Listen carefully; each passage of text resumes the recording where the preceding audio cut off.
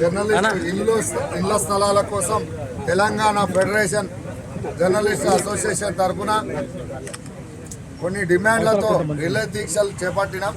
యాక్చువల్గా రిలే దీక్షల కంటే ముందు గత ఎమ్మెల్యే శ్రీనివాస్ రెడ్డి గారిని కలిసినాం.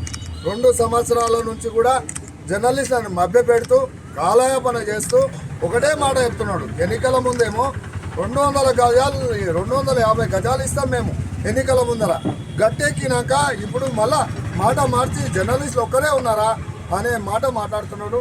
అన్న మాజీ మంత్రి శ్రీనివాస్ గౌడ్ అన్న గారు ఈరోజు మద్దతు తెలిపినందుకు వాళ్ళకి ధన్యవాదాలు తెలుపుతున్నాం.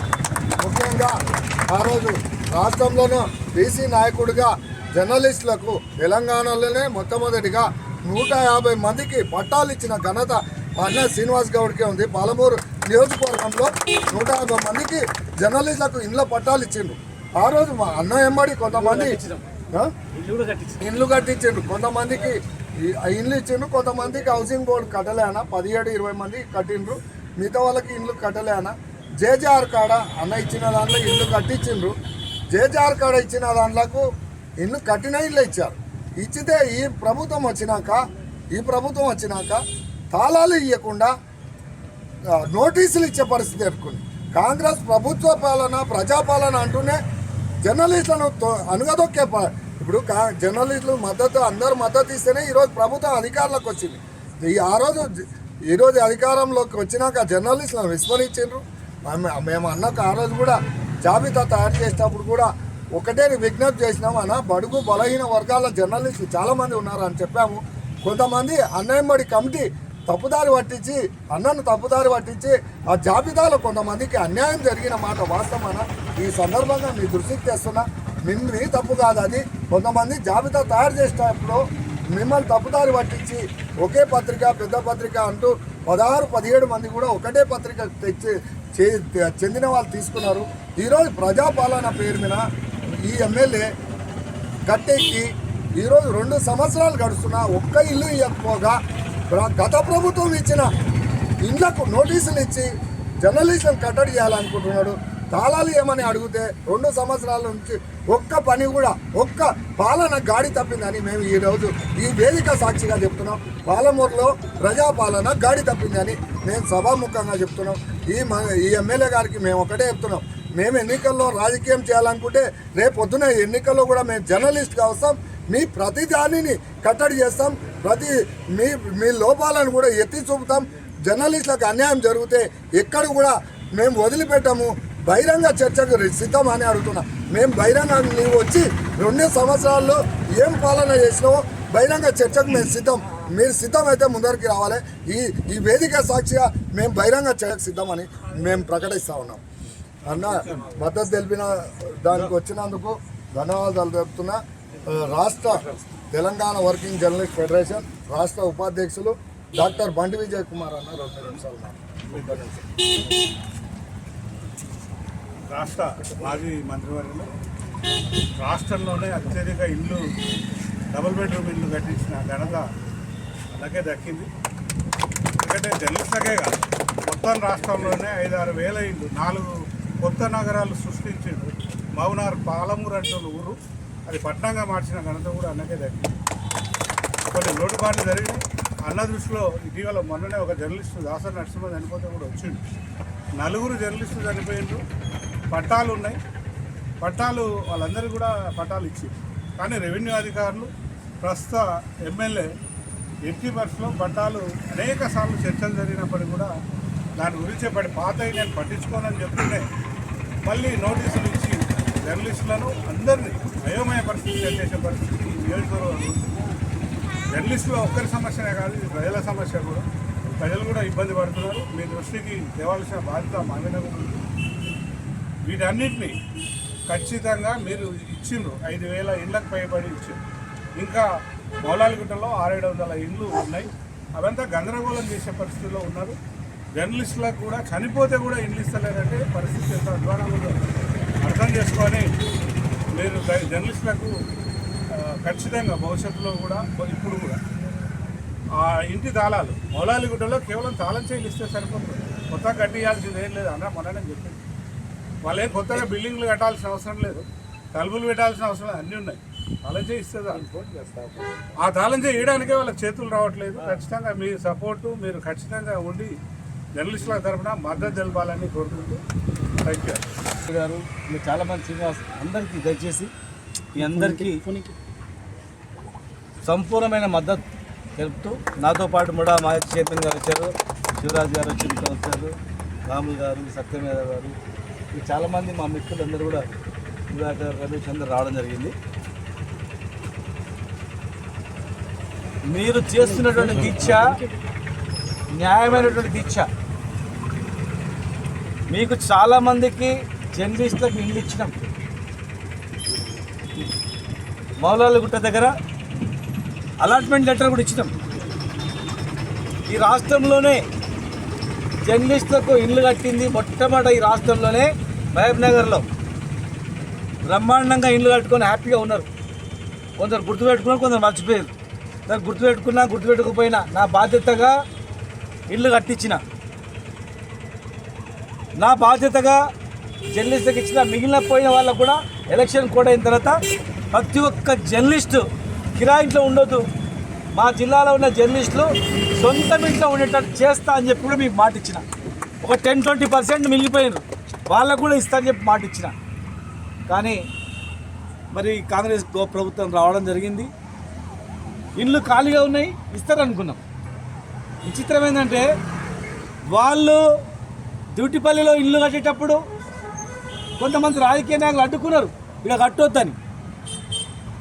వీరన్నపేటలో అడ్డుకున్నారు, క్రిస్టియన్పల్లి కడుతుంటే అడ్డుకున్నారు, మౌలాలగుట్ట దగ్గర అడ్డంకు తెచ్చారు. అయినా ఇళ్ళు కట్టిన ఒక జర్నలిస్టులే కాదు, ఈ రాష్ట్రంలో పేద ఎస్సీ ఎస్టీలకు, పేద కులాలకు, రజకులకు, నాయి బ్రాహ్మణులకు, ఇట్లా వృత్తి కులాలకు, ప్లస్ అగ్రవర్గాలు ఉన్నటువంటి పేదవాళ్ళకు కూడా అందరికి కూడా ఇండ్లు ఇచ్చినాం. ఇంకా చాలా ల్యాండ్ ఉంది. నెక్స్ట్ ఇయర్ అందరికీ ప్రతి ఒక్క కర్షకునికి ఇద్దాం, ప్రతి ఒక్క కార్మికునికి అందరికీ చేద్దాం, జర్నలిస్టులకు 100% చేద్దాం. మీ దృష్టి ప్రతిపక్ష పాత్ర పోషించాలి. ఎవరు తప్పు చేస్తే వాళ్ళు వెంబడి అడగాల.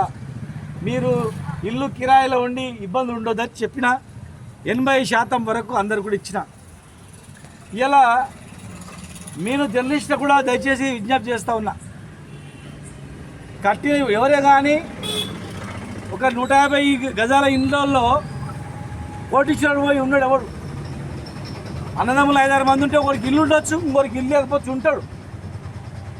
వాడు కొడుకుకి ఉండొచ్చు, బిడ్డకు ఉండొచ్చు, ఎవరికొరకు 100 కోట్లు ఉన్నాడో లేదా కోటీశ్వరుడు వచ్చి ఆ ఇంట్లో ఉంటాడు, పేదోడే ఉంటాడు. మేము ఇచ్చిన ఇళ్ళ దగ్గర పోకండి, అయిపోయింది, ఇచ్చినవి అయిపోయింది. మీకు కావాల్సిన డిమాండ్ మీకు ఇల్లు కావాలి, పక్కాది ఇస్తాం. ఈ ప్రభుత్వం మేము కట్టించి ఇచ్చినాం. వాళ్ళు ఇవ్వకపోతే మళ్ళీ మేము రేపు భవిష్యత్తులో వచ్చినప్పుడు ఫస్ట్ డిమాండ్ మేము నెరవేరుస్తాం. దాని ఎలాంటి ఆలోచనల అనుమానం కూడా అవసరం లేదు. మిగిలిపోయిన వాళ్ళందరికీ ఇస్తాం. మీరు ఇస్తే కట్టించి ఇవ్వండి. కొత్త ఇండ్లు ఏమన్నా కట్టిన ఇండ్లకు ఇబ్బందులు పెట్టడమైంది, పట్టాలు ఇచ్చిన ఇండ్లకు తాళాలు వేసుకోవడమైంది. దయచేసి జర్నలిస్ట్ మిత్రులారా, మీకు పట్టాలు ఇచ్చినాం, మీ నెంబర్లో పోయి మీరు ఇంట్లో ఉండండి. మీకు ఎవరైనా ఇల్లు తాళం వేస్తే వాళ్ళ మీద యాక్షన్ తీసుకోండి. మా ఇల్లు తాళం వేసిండ్రు, వాళ్ళ మీద యాక్షన్ తీసుకోండి అని చెప్పి మీదే పోలీస్ స్టేషన్లో కంప్లైంట్ ఇచ్చి మీ ఇంట్లో మీరు పోయి ఉండండి. మీకు ప్రభుత్వమే మీకు అలాట్మెంట్ లెటర్ ఇచ్చిన తర్వాత మీ ఇంటికి తాళం వేసే హక్కు ఎవరికి లేదు, గుర్తుపెట్టుకోండి. తాళం హ్యాండ్ ఓవర్ చేయాల్సిన అవసరం లేదు. నీకు ఇచ్చిన ఇంట్లో నీ పోయి ఉండు. నిన్న ఒక జర్నలిస్ట్ మీతో చనిపోయాడు, ఇంటికి పోయినాం, వర్షం పడుతుంది, ఇంట్లో నీళ్లు కరుస్తున్నాయి. ఆమె చెప్తుంది 30 సంవత్సరాలు జర్నలిస్ట్గా పనిచేసిండు, మా ఇల్లు ఇట్లా ఉంది, నువ్వు ఇచ్చిన ఇల్లు తాళం వేసిరయ్యా అన్నారు. 10th డే అయిన తర్వాత నీ ఇంట్లోకి నువ్వు మా ఎవడొస్తాడో చూస్తా, పోయి తాళం వేసుకో, తెరుచుకొని ఉండిపో అని చెప్పినాం. లేదు 10th డే అనే పోయి చేయపో, జర్నలిస్ట్ని పిలువ అని చెప్పిన. కనుక మేము కట్టించి ఇల్లు ఇచ్చినాం, వాళ్ళ మీద కక్షలు పెట్టకండి, వాళ్ళు తాళాలు వేయకండి. మీకు హక్కు లేదు తాళాలు వేసేది. మీరు కట్టించి ఇవ్వండి, ఇండ్లు సంతోషపడతాం. మీరు కూడా ఇవ్వండి, 1,00,000 ఇండ్లు ఇస్తున్నారు కదా, ఇవ్వండి. మీరు ఇస్తే మేము కూడా సంతోషపడతాం. కానీ ఇచ్చిన వాళ్ళను తిప్పలు పెట్టడం బాగుండదు. జర్నలిస్టులు కూడా నాకు రాలేదు కదా వానికి వచ్చింది, వాళ్ళు మంచి ఇల్లు కట్టుకున్నాడు, ఆ ఇల్లు కూడా కొట్టండి అనొద్దు. ఏదో ఇంత అప్పు చేసో పప్పు చేసో ఇల్లు బాగా కట్టుకుంటొచ్చు. మనోడు మంచి ఇల్లు కడితే సంతోషపడదాం మనం. ఇంత కార్నర్లో బోర్లో వచ్చిట్రా అనుకో, పెద్ద ఇల్లు కడితే ఆ మావాడు కట్టిండ్రా, మావాడు కూడా తక్కువ లేడు మంచి కట్టు అనుకుందాం. నీకు ఇల్లు లేదు కదా, నాకు కూడా అలాంటి ఇల్లు కావాలి కట్టుకుంటా, నాకు స్థలం ఇవ్వాలని అడగండి. అలా కట్టుకోవడానికి నువ్వు ప్రయత్నం చేయి. మనం కొట్లాడుకుంటే ఏమైందంటే నీకు పంచాయతీ పెడతారు, అలాట్మెంట్ ఉండదు, పాడు ఉండదు. మళ్ళీ నీకు ఇల్లు కావాలని ధర్నా చేస్తే వాళ్ళు వచ్చి మద్దతు తెలిపాలి, మా వాళ్ళకి వాళ్ళ ఇల్లు అని. అట్లా మీరు ఆలోచన చేయండి దయచేసి, పెద్ద మనసుతో ఆలోచన చేయండి. మనం ఇల్లు ఇచ్చేటప్పుడు 5, 1, 2, 60 కొన్ని జరుగుతుంటాయి. ఒక ఆయన ఇల్లు నేను కూడా వస్తుండొచ్చు కాక, అదే హైదరాబాద్లో పెద్ద బంగ్లా కాదు, బంగ్లాదేశ్లో బంగ్లా కాదు, ఉంటే ఏదో 2 రూమ్లో ఇల్లు ఉండొచ్చు. ఎక్కడైనా వాళ్ళ ఆయనదో వాళ్ళ అమ్మదో ఉంటుంది, వాళ్ళకి ఇడిచిపెట్టి వచ్చి ఉంటాడు. కనుక కఠిన ఇళ్ళ జల్లు పోకండి. మీకు ఇల్లు కావాలని డిమాండ్ చేయటండి, ఖచ్చితంగా మీకు దొరుకుతాయి, ఇప్పిస్తాం. గ్యారంటీగా ఈ ప్రభుత్వంతోనే ఇప్పిస్తాం. ఇప్పుడు కట్టిన ఇళ్ళలో మీరు పోయి తాళాలు తెచ్చుకోండి. లేదంటే మీరు ముందే పోయి మా ఇల్లుకు తాళాలు వేసారని చెప్పి కోర్టులు వేయండి. లేదు బీసీలు ఉంటే బీసీ కమిషన్కి వేయండి, ఎస్సీలు ఉంటే ఎస్సీ కమిషన్కి వేయండి, ఎస్టీలు ఉంటే ఎస్టీ కమిషన్కి న్యాయం చేయమని, ఓసీలు ఉంటే హ్యూమన్ రైట్స్కి ఇవ్వండి. మా ఇల్లు తాళాలు వేసిండ్రు, మాకు అలాట్మెంట్ లెటర్ ఉంది, మాకు ఎందుకు తాళాలు వేసినారని. కనుక దయచేసి మీరు భయపడకండి. మీరు న్యాయమైన డిమాండ్ మీది. ఈ రాష్ట్రంలోనే మొట్టమొదటిగా జర్నలిస్టులకు ఇల్లు ఇచ్చింది మేము, అరటి పనులు బయట పనిచేసే వాళ్ళకి ఇచ్చింది మేము, బయట ఇస్త్రీ పట్టలు చేసే కార్మికులకు ఇచ్చింది మేము, కింద కూర్చొని గడ్డం గీకే మా నాయ బ్రాహ్మణులకు ఇచ్చింది మేము, మా లంబాడీ సోదరులకు ఇచ్చింది మేము, మా ఎస్సీ సోదరులకు, బాల సోదరులకు, బాలిక సోదరులకు, ముద్రాజులకు సోదరులకు, పేదవాళ్ళు రెడ్డిలో ఉన్న పేదవాళ్ళకు కూడా, పేదవాళ్ళకు బ్రాహ్మణులు, పేద బ్రాహ్మణులకు కాదు, పేద వైశ్యులకు కాదు, పేదరికానికి కులం లేదు, అన్ని కులాల్లో పేదలు ఉన్నారని చెప్పి పేదలకు ఇచ్చింది. ఎక్కువ పేదలు బడుగు బలహీన వర్గాల జాతులు ఉంటారు కనుక వీళ్ళకి ఇచ్చినాం మేము. కనుక ఇచ్చిన వాళ్ళ మీద కచ్చ కట్టకని అయిపోయింది. సంవత్సరం అయిపోయింది. ఇంకా సగం 2027లో వస్తుందని చూస్తున్నాం ఎలక్షన్. ఇంకా 2 ఏళ్ళలో వస్తుంది. కనుక 2 ఏళ్ళ సమయం వృధా చేయకుండా మీరు కూడా కొన్ని ఇండ్లు కట్టించి ఇవ్వండి, సంతోషపడతాం. మనం అందరం ఎవరు అధికారంలో వచ్చినా పేద ప్రజల గురించి పనిచేద్దాం. మేము చేసినాం, ఒకవేళ మీరు మాకన్నా బాగా చేస్తామంటారు కదా, చేయండి, మేము సంతోషపడతాం, మేమేం విమర్శించాం. కానీ అనవసరమైన వేధింపు చేస్తే మంచి పద్ధతి కాదు. తెలియక మా ప్రభుత్వంలో జరిగినాయి, దాన్ని మేము సరిదిద్దుకుంటాం. మీరు కూడా తప్పులు చేయకుండా మీరు సరిదిద్దుకోండి, కానీ అనవసరమైనటువంటి వివాదాలు చేయొద్దని చెప్పి వీళ్ళ న్యాయమైన డిమాండ్ను కలెక్టర్ గారు వెంటనే వచ్చి వీళ్ళ సమస్యలు పరిష్కారం చేయాలి. చాలా భూములు ఉన్నాయి మహబూబ్నగర్లో, చాలా ల్యాండ్ అక్వైర్ చేసినాం, చాలా ల్యాండ్ అవైలబుల్ ల్యాండ్ ఉంది. ఖాళీ ప్లేస్లలో వీళ్ళకి 200 గజాలు ఇస్తామన్నారు కనుక 200 గజాల ల్యాండ్ వీళ్ళకి గ్యారెంటీ ఇవ్వాలి.